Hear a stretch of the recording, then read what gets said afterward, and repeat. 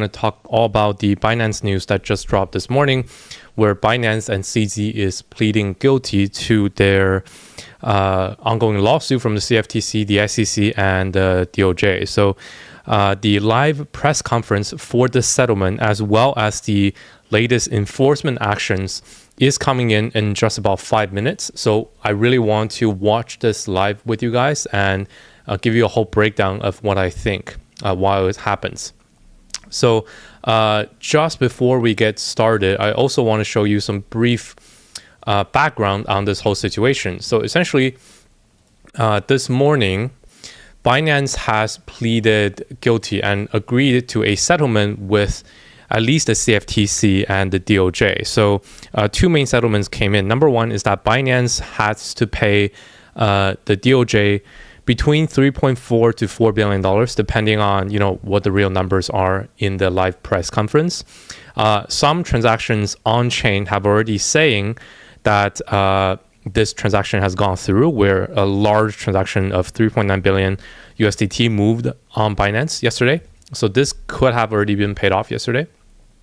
And on the sides of CZ, well, he is officially stepped down from Binance as the CEO. So you can see here, along with the latest plea deal, CZ has been hinting this for the past week. It's hard to let go with the company that you have built, but it's time.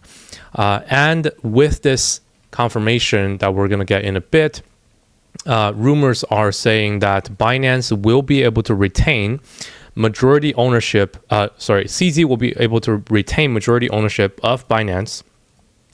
And CZ, however, will not be allowed to have an executive role at Binance. So this is all fine. To be honest, I think the market is kind of overreacting a little bit on how bearish they think this news is, because it has been widely known, actually, among exchange operators and even some VCs that Binance has been going through restructuring, and most likely CZ will have to step down. If you just look on Twitter, right, CZ stepped down, it would have been mentioned many times in the past couple months. So honestly, I think this is quite a good direction towards a settlement that Binance is coming in, because once we get this official statement from the Justice Department in a few minutes, we're going to know exactly what's going to go on with Binance and whether that they will be allowed to continue to operate in the US, what happens to Binance US, what's their status, and as well as what happens with CZ. So if they paid this $4 billion settlement fee, that will be the 7th largest financial compliance fine in history, right? So you can see here are all of them.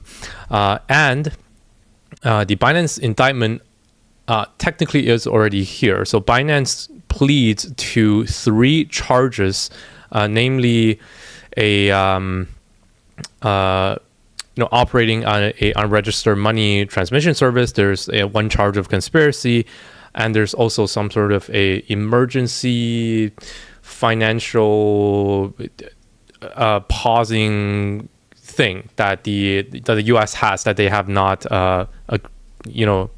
agreed with before. So 3 charges there. Now, I think the only question left is that with this announcement later on, will Binance still be allowed to operate even after they plead guilty? My guess is that they won't be allowed to operate in the US, but outside of the US, probably still okay, which is kind of what they are doing already today, but they'll just have to have more strict, regulation and blocking all users from the US. And just a last bit of note, CZ, in terms of CZ's actual deal, it doesn't look like CZ will go to prison at all. So here is CZ Zhao's plea agreement. So he basically has to pay $50 million and then agree that he is indeed pleading guilty and is not going to go back on his words. Then most likely he walks free. So all in all, I think a lot of the news, yes, it's dropping now, but this is quite a good outcome after all for Binance versus the CFTC and DOJ. So yeah, let's just go ahead and watch this really soon about what's really happening and the official words from the DOJ themselves. And actually, in this announcement that we're going to watch the live stream of, they're also going to have a new type of enforcement action, as you can see on the screen here. So that is supposed to be related to Binance, but not actually just to announce the Binance settlement. So there's going to be some other things that happen, maybe about stablecoins, maybe about exchanges. So we will see. I think all of those are quite interesting. And my stance going into this is that as long as the Binance deal is exactly how we have read, which is honestly quite good, quite smooth of a settlement that avoids this whole potential implosion of Binance. And as long as the DOJ and I believe the CFTC and the Secretary of Treasury will all be there. So as long as they don't announce anything too drastic, like an outright ban or something, as long as that doesn't happen, I think this crisis will be over. And I think I think the market should bounce from here. So we'll try to interpret this news live when this announcement goes live. Okay, since it hasn't started yet, I just want to show you a couple more things here. So, little trip back down memory lane. So, in the 2020 bear market before the bull run started, BitMEX CEO Arthur Hayes went through a very similar situation where he had to leave the company, and the company BitMEX was charged, and they couldn't work in the US anymore. Now, BitMEX obviously gone down dramatically in terms of trading volume, but that actually pretty much kickstarted the bull run because kind of the last cycle's main character and the main most dominant exchange got hit on the wrist by the regulators, and thus new players can come in. So this time around, much bigger deal, right? CZ and Binance got a significant hit. Maybe they're even gonna drop much lower in the top exchange rankings to pave the way for BlackRock and for the Wall Street TradFi guys to come in. And I hope not, but they probably will dominate the space. So, but all in all, if you look at, historically, this is usually a long-term bullish signal. And I do think, once this event with Binance does get resolved, this is going to look really good. Okay, so we're just waiting for this to start. And if you guys want a little bit more background on this, I have posted a deep dive on this before. So here, this one, 3 realistic events that can kill Bitcoin forever. So in here, I highlighted the fact that BlackRock will try to manipulate the market with ETFs. We have already seen it happen a few times. And then, of course, we have Tether and we have Binance, right? So these are the 3 main black swan events that could still crash Bitcoin before the next bull run comes next year.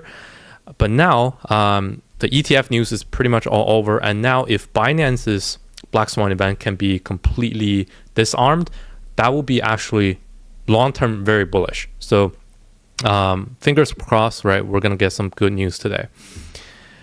Okay.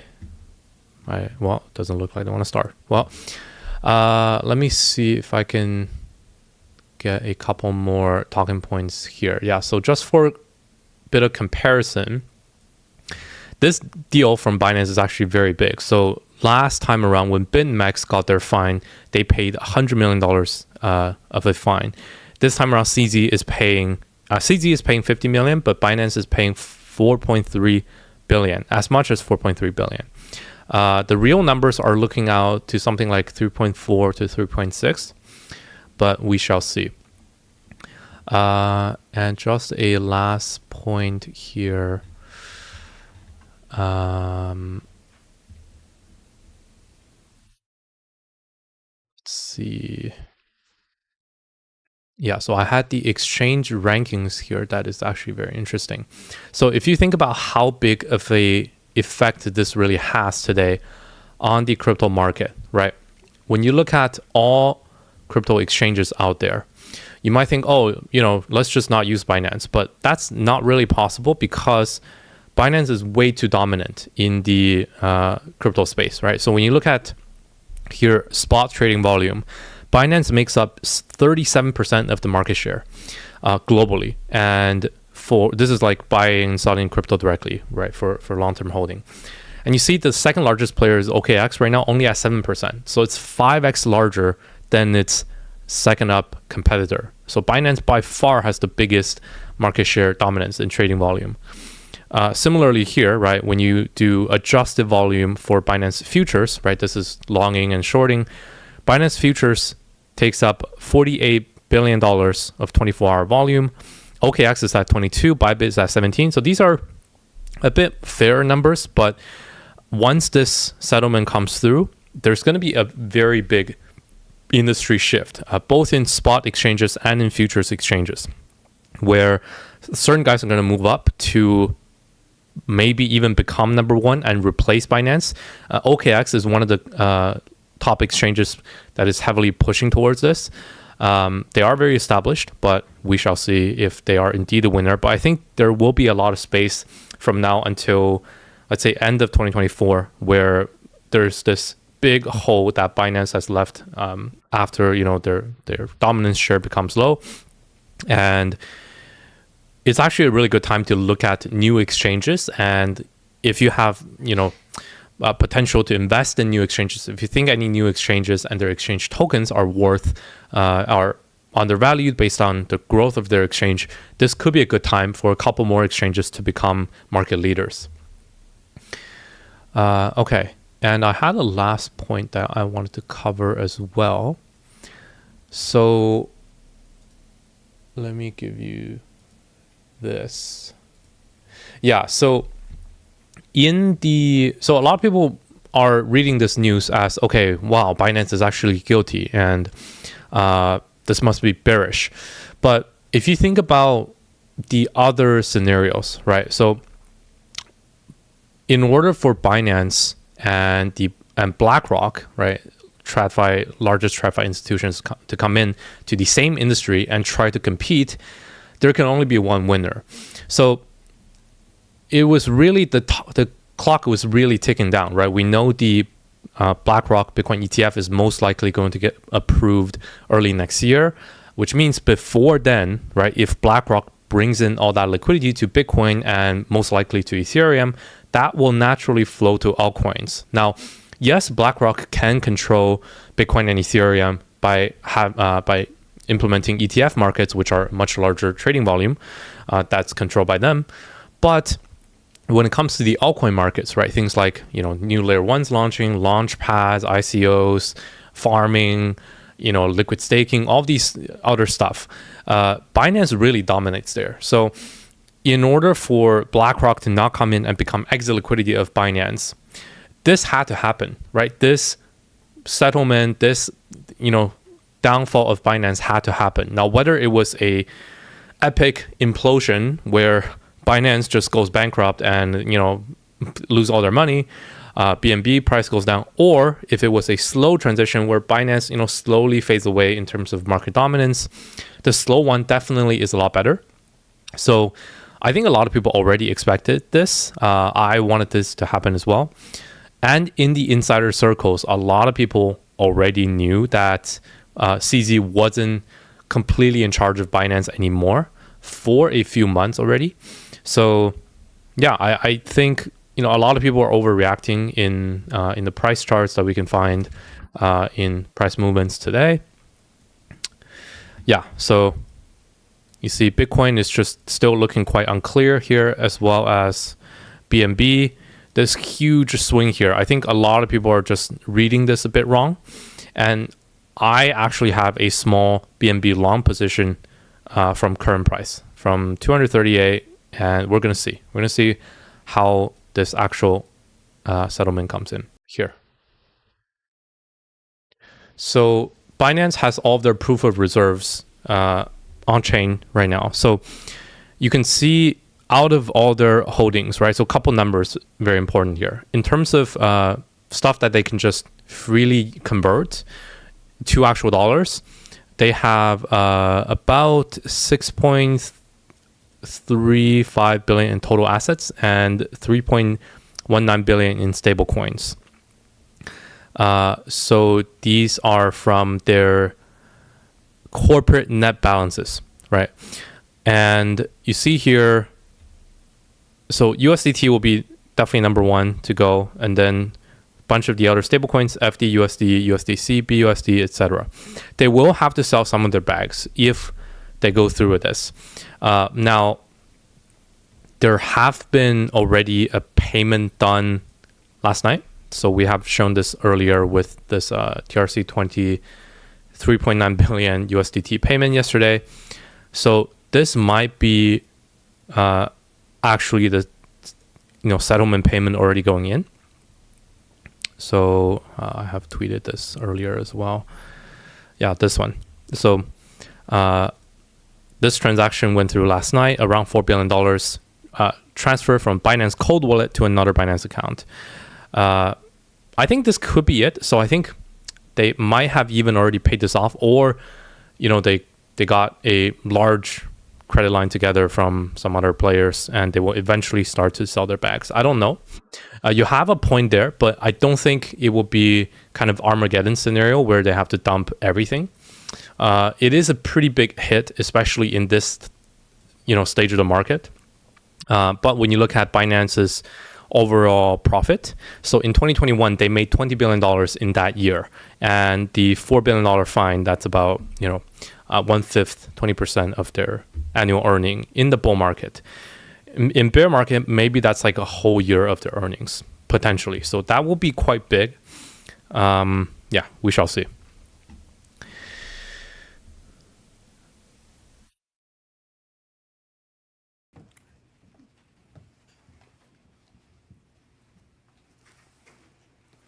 Okay, good afternoon. I'm joined today by Treasury Secretary Janet Yellen, Deputy Attorney General Lisa Monaco, and CFTC Chairman Russ Benham. We are here today to announce that the Justice Department has secured felony guilty pleas from the world's largest cryptocurrency exchange, Binance, and from its founder and CEO, Changpeng Zhao, also known as CZ. Separate from the criminal enforcement actions the Justice Department is announcing today, Secretary Yellen and Chairman Benham will also announce civil regulatory enforcement actions, and the Treasury Department and the CFTC are taking against Binance. Okay, good afternoon. Criminal and civil enforcement actions are subject to different legal standards. Yellen. This collective effort represents the whole of government approach that we are taking to combat corporate crime. Binance has agreed to plead guilty to willfully violating the Bank Secrecy Act, knowingly failing to register as a money-transmitting business, and willfully violating the International Emergency Economic Powers Act. These laws ensure that our financial institutions are not available to designated terrorist organizations, drug traffickers, and sanctioned nation-states that threaten public safety and our national security. The Justice Department is requiring Binance to pay $4.3 billion in penalties and forfeitures. This is one of the largest penalties we have ever obtained from a corporate defendant in a criminal matter.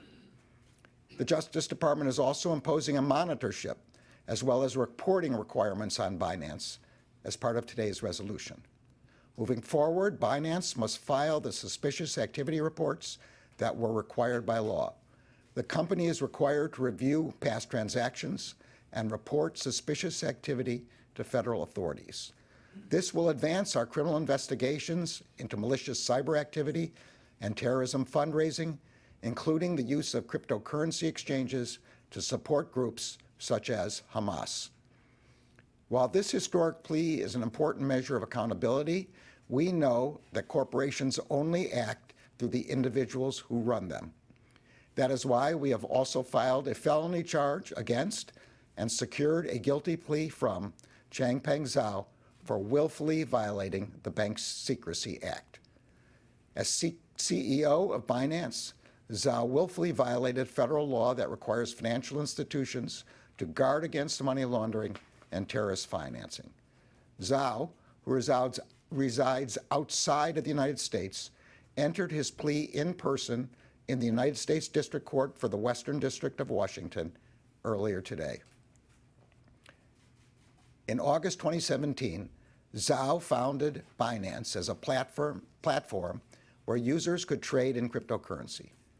But from the very beginning, Zhao and other Binance executives engaged in a deliberate and calculated effort to profit from the U.S. market without implementing the controls that are required by U.S. law. Zhao and Binance attracted and built a substantial U.S. customer base. Almost 2 years after Binance's founding, Zhao told senior management that the U.S. market represented 20 to 30% of the company's potential revenue.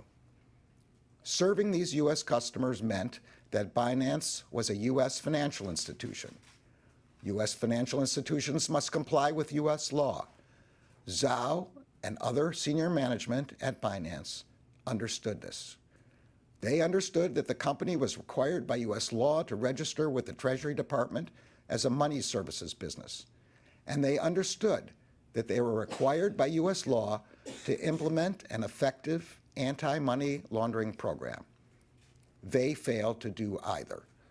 Instead, they concluded that complying with U.S. law would stifle their efforts to grow Binance's profits, market share, and trading volume. So, rather than comply, Binance facilitated billions of dollars of unregulated cryptocurrency transactions. It willfully enabled hundreds of millions of dollars in transactions between American users and users subject to U.S. sanctions. And its platform accommodated criminals across the world who use Binance to move their stolen funds and other criminal proceeds. Binance prioritized its profits over the safety of the American people. In part because of the crimes it committed, Binance became the largest cryptocurrency exchange in the world. Now, Binance is paying one of the largest corporate penalties in U.S. history. Binance employees knew and discussed that the company was serving thousands of users in sanctioned countries. And they knew that facilitating transactions between U.S. users and users in sanctioned countries would be in violation of U.S. law. But they did it anyway. Binance enabled nearly $900 million in transactions between U.S. and Iranian users. And it facilitated millions of dollars in transactions between U.S. users and users in Syria and in the Russian-occupied Ukrainian regions of Crimea, Donetsk, and Luhansk. Binance's own compliance personnel also knew that the company's anti-money laundering procedures were inadequate and would attract criminals to the platform. In a February 2019 chat, one compliance employee wrote that they needed a banner that said, quote, "Is washing drug money too hard these days? Come to Binance. We got cake for you." By failing to comply with U.S. law, Binance made it easy for criminals to move their stolen funds and illicit proceeds on its exchanges. For example, between August 2017 and April 2022, there were direct transfers of approximately $106 million in Bitcoin to Binance.com wallets from Hydra. Hydra was a popular Russian darknet marketplace, frequently utilized by criminals, that facilitated the sale of illegal goods and services. Binance only stopped processing Hydra transactions in April of 2022, when the Justice Department and our criminal law enforcement partners seized control of the Hydra marketplace and shut it down. From February 2018 to May 2019, Binance processed more than $275 million in deposits and $273 million in withdrawals from BestMixer. BestMixer was one of the largest cryptocurrency anonymizing services in the world before it was shut down for money laundering. Binance also did more than just fail to comply with federal law. It pretended to comply. In June 2019, Binance publicly announced that it would block U.S. users from Binance.com and launch a separate U.S. exchange.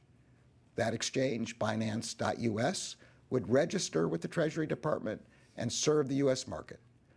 Binance blocked some U.S. users on Binance.com and redirected them to the U.S. exchange.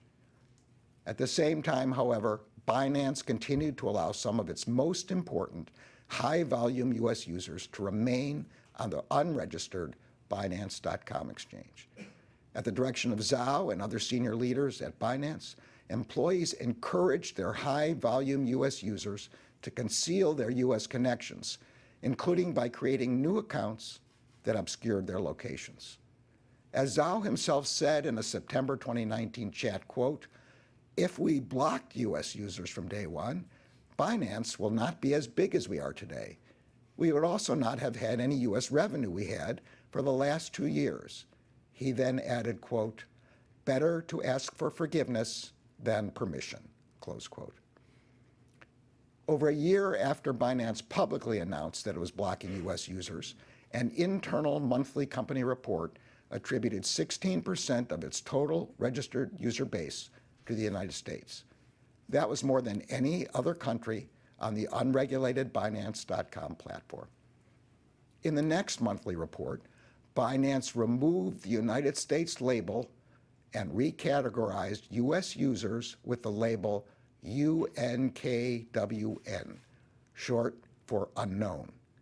In October 2020, users labeled as UNKWN represented approximately 17% of Binance's registered user base. Binance and Zhao profited significantly from their violations of federal law. That they are facing accountability for their crimes is due to the extraordinary hard work of the extraordinary public servants at the Department of Justice. I want to thank the Criminal Division's Money Laundering and Asset Recovery Section, the National Security Division's Counterintelligence and Export Control Section, and the United States Attorney's Office for the Western District of Washington for their excellent work. I also want to thank Secretary Yellen and her team at the Treasury Department, including IRS Criminal Investigation, as well as CFTC Chairman Benham and his team for their extraordinary partnership in this matter. In just the past month, the Justice Department has successfully prosecuted the CEOs of 2 of the world's largest cryptocurrency exchanges in 2 separate criminal cases. The message here should be clear. Using new technology to break the law does not make you a disruptor. It makes you a criminal. This Justice Department has no tolerance for crimes that threaten our economic institutions and undermine public trust in the fairness of those institutions, and we will hold accountable the individuals who commit and profit from them. I'm now pleased to turn the podium over to Secretary Yellen.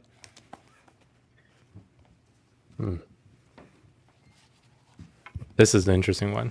Yeah. Good afternoon. I'm very glad to join Attorney General Garland, Deputy Attorney General Monaco, and CFTC Chairman Benham on such an important occasion.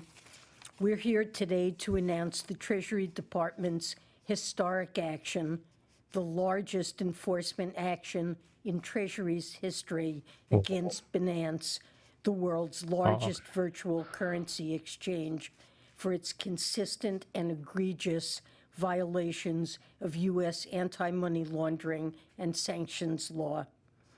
Okay. Protecting the U.S. financial system, and through that, the global financial system, is core to the Treasury Department's mission. And ever since Binance launched its convertible virtual currency platform, it has knowingly evaded the U.S. laws designed to protect these systems.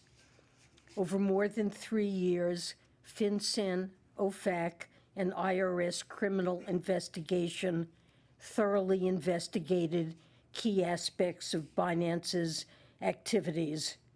Our work revealed that Binance claimed to have exited the U.S. market years ago, but actually did not, retaining U.S. users and other significant ties with the United States. It also had critical gaps in its anti-money laundering program and practices, from a lack of risk-based procedures for various offerings to instructing staff to withhold information from law enforcement. It deliberately undermined its own sanctions monitoring controls, and it failed to report suspicious transactions. This meant Binance was allowing illicit actors to transact freely, supporting activities from child sexual abuse to illegal narcotics to terrorism across more than 100,000 transactions.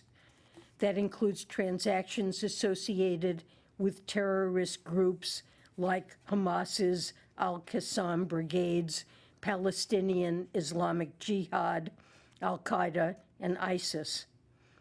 Binance processed these transactions, but it never filed a single suspicious activity report, and it also allowed over 1.5 million virtual currency trades that violated U.S. sanctions. So we have taken the largest enforcement action in Treasury's history. FinCEN's settlement agreement assesses a penalty of $3.4 billion. OFAC's settlement agreement assesses a penalty of nearly $1 billion. Binance is also required to report the suspicious transactions it has failed to report to date and to establish an effective anti-money laundering program to support the global AML-CFT regime. And the settlement agreements subject Binance to increased scrutiny for 5 years through a third-party monitor overseen by FinCEN, who will ensure Binance's complete exit from the United States.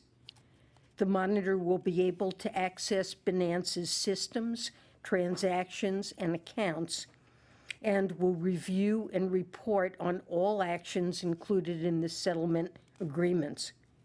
Failure to live up to these obligations could expose Binance to substantial additional penalties. The result of these agreements will be an end to company behavior that has posed risks to the U.S. financial system, U.S. citizens, and our country's national security for too long. And let me be clear, we're also sending a message to the virtual currency industry more broadly, today and for the future. If virtual currency exchanges and financial technology firms wish to realize the tremendous benefits of being part of the U.S. financial system and serving U.S. customers, they must play by the rules. And if they do not, the U.S. government will take action. Today's announcement shows the Treasury is prepared to use all of its tools to carry out its crucial mandate of combating illicit finance and protecting the U.S. financial system, and this will make all of us safer. I want to end by thanking FinCEN, OFAC, and IRS criminal investigation employees who play a central role in protecting our national security. Adequate resourcing was critical to carrying out this work. Thank you also to the partner agencies here today for such effective collaboration. And with that, I'll turn the floor over to Deputy Attorney General Monaco. Wow. She didn't say much. It was actually much better than I thought. Secretary, and good afternoon. Today is a watershed moment. The Department of Justice and its partners are holding accountable the world's largest cryptocurrency exchange and the CEO who ran it for their criminal conduct. Binance vaulted to the top of the crypto market in part through the scheme exposed today by pursuing growth, market share, and profits at the expense of compliance with U.S. law. Today's charges and guilty pleas, combined with a more than $4 billion financial penalty, demonstrate the Justice Department's commitment to corporate accountability. And they sent an unmistakable message to crypto and DeFi companies: if you serve U.S. customers, you must obey U.S. law.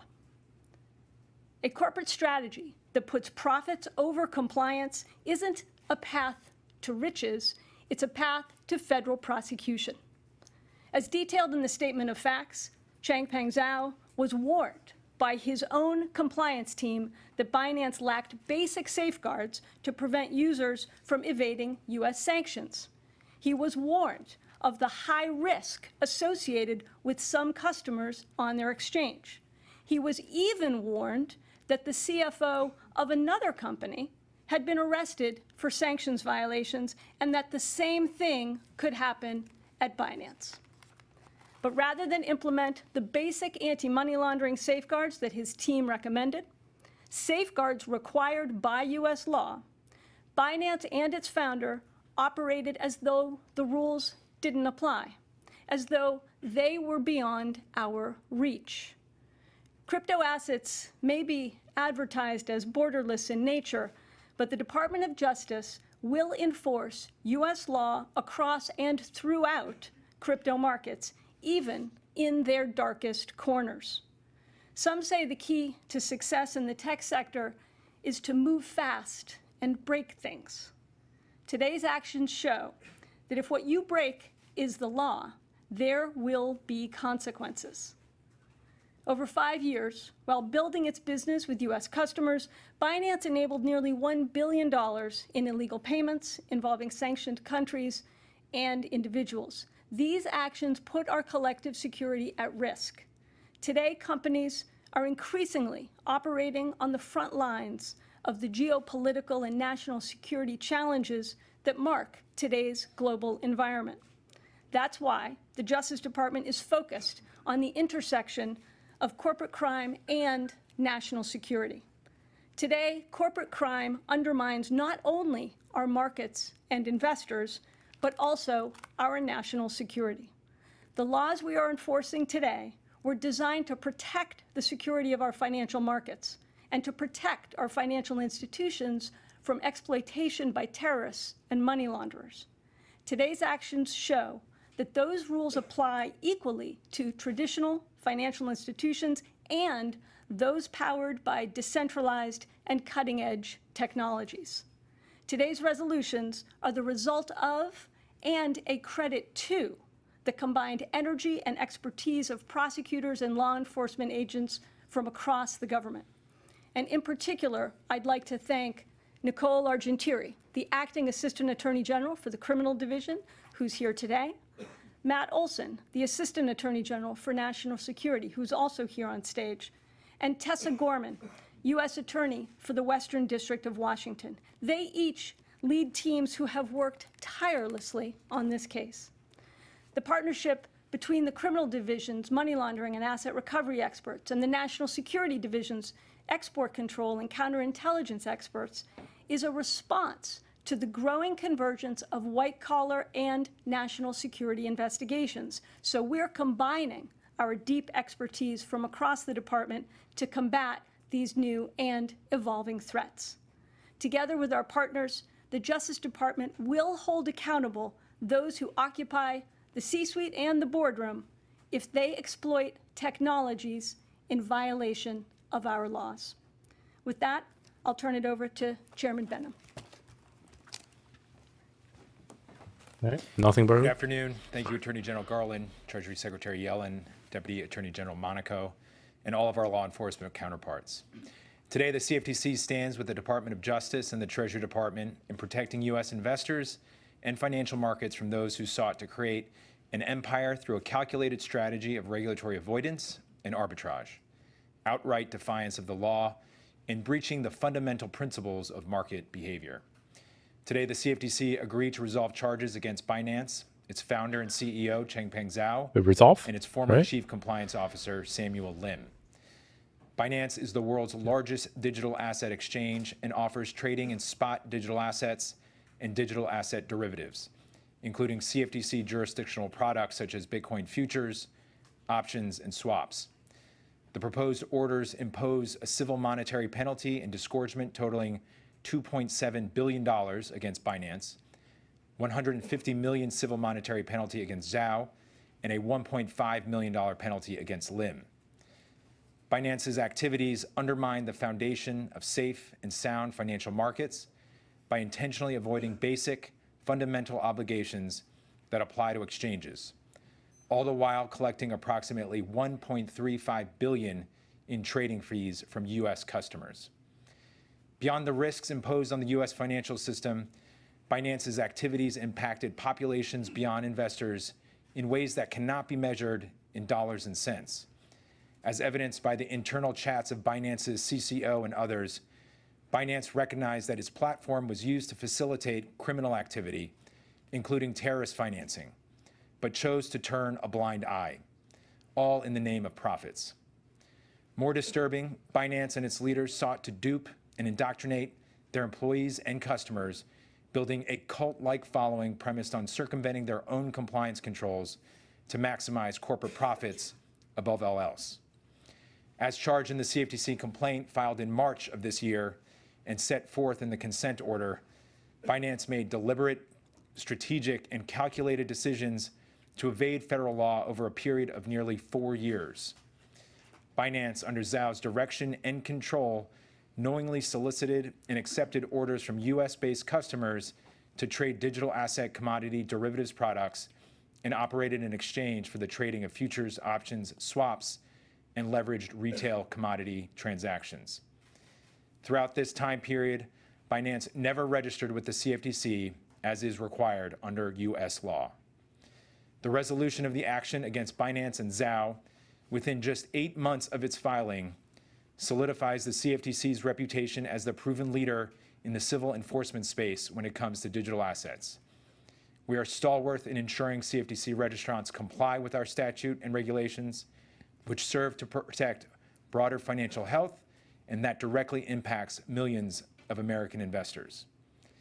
Binance failed to diligently supervise its derivatives markets activities and miscarried requirements to implement adequate anti-money laundering, know your customer, and customer identification programs required for certain CFTC registrants.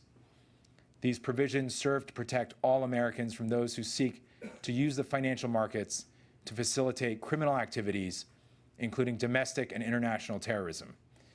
As there remain certain classes of registrants who have lesser requirements, I believe our action here underscores what we could accomplish in CFTC markets with broader authority.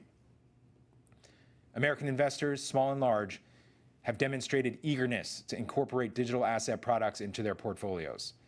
It is our duty to ensure that when they do so, the full protections afforded by our regulatory oversight are in place, and that illegal and illicit conduct is swiftly addressed. When, as here, an entity goes even further, deliberately avoiding to employ meaningful access controls, intentionally avoiding knowing customers' identities, and actively concealing the presence of U.S. customers on its platforms, there is no question that the CFTC will strike hard and aggressively.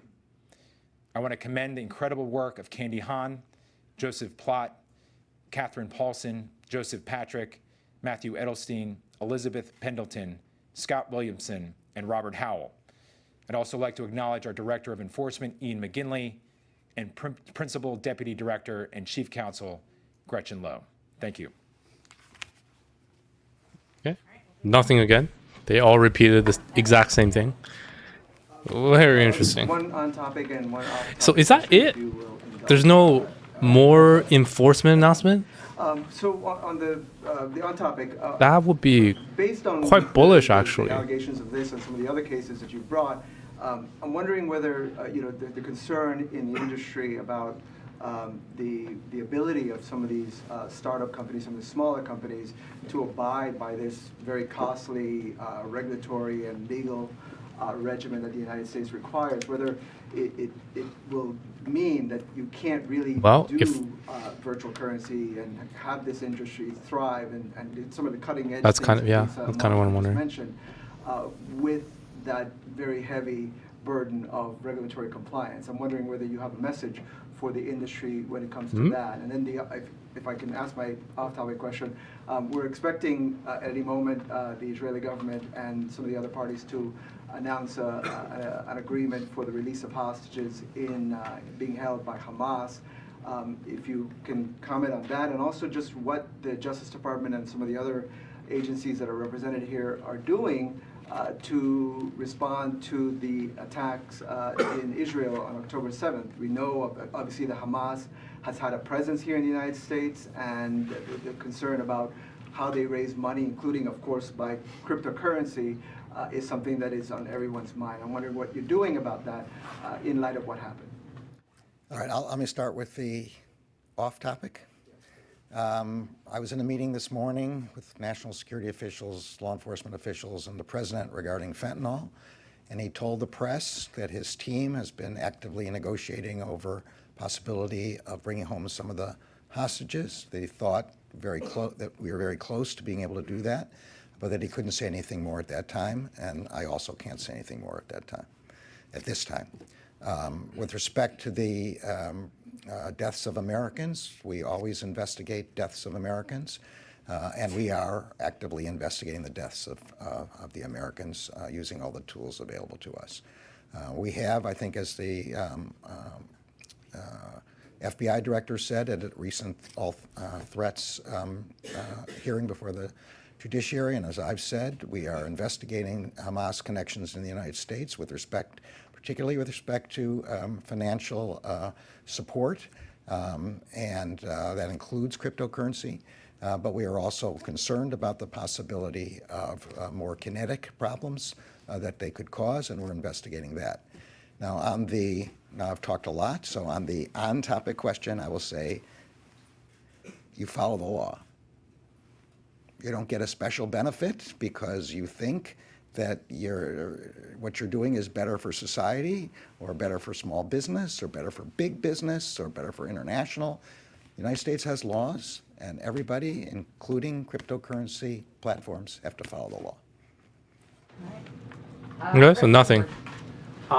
Great. There's been a lot of concern about how unregulated the cryptocurrency markets are. Yeah, that's a good one. You were able to get these guilty pleas. It took a long time. I'm just wondering, how do you feel like realistically the significance of these guilty pleas are? What do you believe it could? What kind of impact could it actually have on the cryptocurrency markets?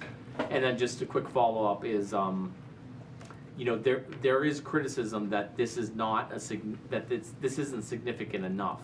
That there might be a situation in which nobody goes to jail, and the penalty itself, Binance is able to pay that penalty. How do you respond to that criticism? Yeah. I'm going to call on Nicole Argentieri, who's the Acting Assistant Attorney General for the Criminal Division, to answer most of the questions that you're talking about. The broader ones that have to do with regulation, it's possible Secretary Yellen or the CFTC chair would address. Where'd you go? Oh, over here. Sorry. Thank you, sir. Thank you. So I'll take the second question first. I think looking at the pleas today, by every possible measure, these are some of the most significant penalties that the department has ever imposed on a financial institution. Not only is it one of the largest penalties imposed against a financial institution, this is the largest penalty that's ever been imposed on a money services business. It's the first corporate resolution with a cryptocurrency exchange, and it's the first resolution with an MSB for sanctions violations. And the financial penalty is it's not the only significant part of the resolution. Binance, which is the parent holding company, is agreeing to plead guilty. And as part of that, we're going to impose a monitor for 3 years. The company has to enhance its compliance program and to continue to cooperate with the department. So we think it's quite a significant resolution. In addition, the agreement with the company requires Zhao to step down from his role as CEO and prohibits him from any present or future involvement in operating or managing Binance. So we think this is a very significant resolution. In what tools do we have and what should people take away from today? I think that today's actions show that if you serve U.S. customers, you must comply with U.S. law. U.S. financial institutions are the gatekeepers for the safety and security of our financial system. And because Binance served a substantial amount of U.S. customers, it was a U.S. financial institution that was required to comply with anti-money laundering laws. And what those laws say is that Binance had to have an effective anti-money laundering compliance program, including procedures to know its customers and to monitor for suspicious activity. And what happened instead is Binance and Zhao prioritized profit over compliance. And that failure to implement effective AML procedures led Binance to cause U.S. customers to transact with customers in Iran that violated U.S. sanctions. Treasury or CFTC wants. They really don't have anything extra to say. Well, just very briefly, I agree with the comments that were just wild. made. We actually have rather strong legal authorities to police this type of activity. Virtual currency exchanges are financial institutions.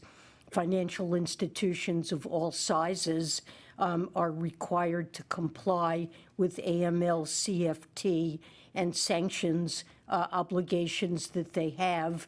And cryptocurrency or virtual currency exchanges have those obligations as well. And I think today's actions show that we're very serious about enforcing the strong regulations that are already in place to make sure that illegal transactions are not fostered by cryptocurrency entities. This is a regime, just as banks can flourish, meeting these obligations.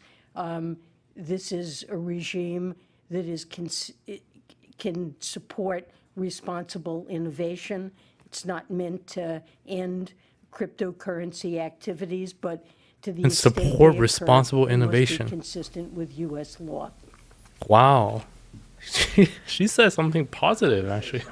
Markets That's pretty perspective in crazy. Distinguishing Secretary Yellen's comments about AML and KYC, I've seen and we've seen gaps in the current regulatory structure around digital assets. I've advocated for filling in some of these gaps, specifically around commodity tokens. And I do think if we're able to do that, obviously with Congress's help, we can prevent these actions from happening and not have to be here after the fact. Some of the traditional tools of registration, surveillance, examinations, they've worked well for decades in the US financial system for both market regulators. And we think those types of tools around digital assets, if improved and expanded, would certainly help in preventing some of these bad actions from happening again in the future. All right, thank you. Stefania from Financial. Hello. I had a question both for the DOJ and Treasury. So when it comes to the types of priorities, enforcement priorities in crypto that the DOJ has had, there was a big focus obviously on digital platforms that commit crimes or that at least let them happen. Okay, I think we're gonna end it there because there's gonna be a lot of questions, but their main points have been delivered. So honestly, TLDR, nothing extra that we already didn't know. So they said that they just completely regurgitated the Binance settlement, the resolution 4 times from each department, taking their own little sector and just kept saying, basically summary is that Binance served US customers without registering as a money transferring agency. They had failed to report money laundering KYC effectively, so they dealt with sanctioned countries like Iran and some other potentially sanctioned countries, and they even leaked some DMs between their compliance department, which were specifically setting up accounts for large players, large traders, that to get around the regulation. So this allowed them to profit a lot, not only from US retail traders, but also from sanctioned countries. Fair, but that is literally the only thing that they said. They didn't say anything about misappropriating user funds, theft, fraud, market manipulation, the BNB stablecoin, listing securities, any tokens as securities, none of that. Wow, let's see if I can bring me back on. That's pretty wild. I think this is bullish. Honestly, take a look at this tweet. I'll end it here. But essentially, CZ just tweeted, Richard Tang is going to step up as CEO. But I think this is really cool. So proud to point out that in this resolution with the US agencies, they do not allege that Binance misappropriate any user funds, and they do not allege that Binance engaged in any market manipulation. Very important. Like, I listened to the whole thing. We all did. They didn't say anything else other than the KYC issue, anti-money laundering, serving U.S. customers without properly registering that they don't like. So they made profit from U.S. customer trading fees. That's it. They didn't even say they were trading against their U.S. customers with market manipulation. They made all their money fair and square. It's just that, they didn't share that money. They made too much with the U.S. The U.S. doesn't like that Binance transacted with sanctioned countries, and that allowed certain types of money laundering to happen. And Binance have admittedly known about this, as leaked in the DMs. But that's it. So there is no extra enforcement action. Nothing else has been mentioned outside of Binance. Overall, my take on this is that this is very bullish, actually. I expected a lot, at least something else to drop, but actually nothing extra dropped. And it's everything we have already known, and it's basically settled in the best way possible, where Binance pays money that they have, and CZ steps away, but Binance now just has to comply. Going forward, Binance does have to completely exit out of the US by complying with the DOJ and FinCEN. They will be overseen by FinCEN in a monitoring agreement for 3 to 5 years in order for them to completely exit out of the US. And they have to report all of their previous transactions that they were illicit with sanctioned countries. But after that, things are good, which means honestly quite bullish. Like, I'm coming out of this news, and now we really have fully disarmed the Binance implosion Black Swan event. It's not going to happen anymore. It's resolved, all good, which means bullish for Bitcoin for sure, for the bull market overall. For Binance's sake, I think if I am still in my Binance long, BNB long from 230 from earlier that we have covered on the stream. Yeah, so I long the BNB right around here. Yeah, right around this dump here. So it's in profit. I'm going to hold this a bit more because I think this is the good news, actually really good news coming from Binance. Yeah, wow. I can't believe they didn't say anything else that's negative that we already don't know. Okay, yeah, I think that's it for today. Everything I wanted to cover. I'll try to cut this up so that you guys have the best information and we don't have as much jibber jabber in the beginning when we were waiting. So just refer back to this video if you want a full breakdown after. But yeah, let's end the stream here. It's been a long day. So thank you guys for watching. And before I go, make sure to follow me on Twitter, virtualbacon0x, right here. This is where I drop all my in-depth quick alpha day-to-day. I've been following this Binance situation since yesterday when they dropped, they leaked that they are going to have a settlement really soon, and all of the other altcoin of alpha as well. Make sure to follow me on Twitter for that, and join our Discord if you want more crypto signal, in-depth analysis, discussion. discord.gg/virtualbacon, free VIP program. Make sure to join and we can see you there. Okay, that's it. That's everything for today. And thank you guys for watching. And I'll see you in the next video. Cheers. Bye-bye.